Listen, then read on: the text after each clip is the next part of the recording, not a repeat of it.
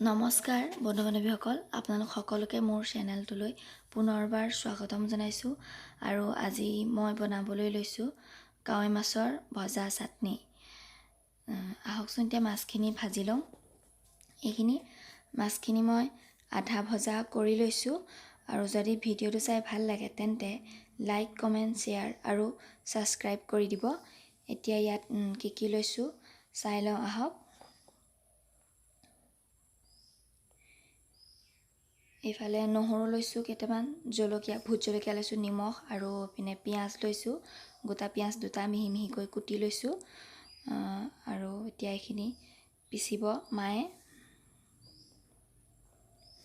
আৰু এইখিনি ইয়াত আপোনালোকে অকণমান কেঁচা মিঠাতেল দিব পাৰে, দিওঁ বুলিলে।